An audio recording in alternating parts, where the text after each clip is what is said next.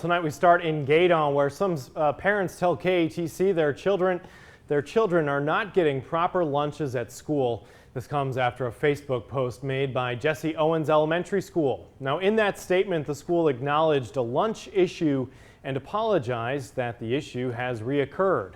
Administrators say the issue has been resolved and all students were given an alternate meal, and the situation will not happen again. Well, KATC taking a closer look at this issue, we found parents who say their children aren't served enough food or in some cases moldy food. Katie Easter is in Gueydan looking into these claims. Katie.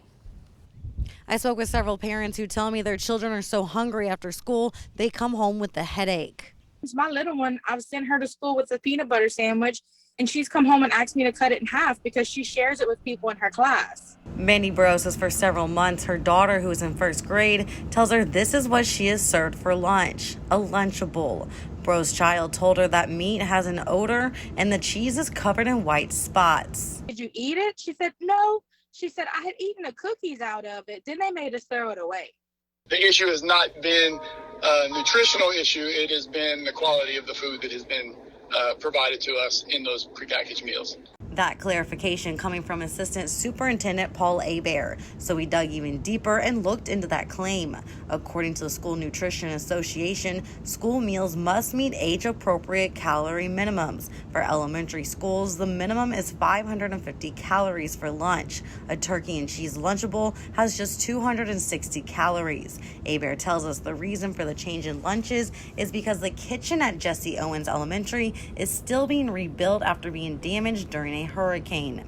We have not had an operational kitchen over there for a while, so we had gone to these prepackaged meals.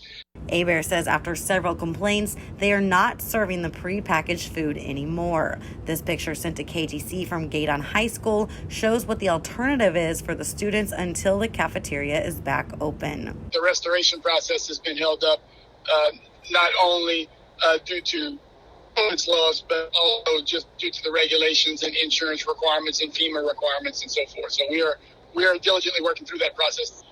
Hebert says they plan to have the cafeteria completed by the start of the next school year. In Gueydan, Katie Easter, KTC TV3. Now, school lunches have been a topic of conversation among some of our viewers for the past few months. We looked into the criteria for calories across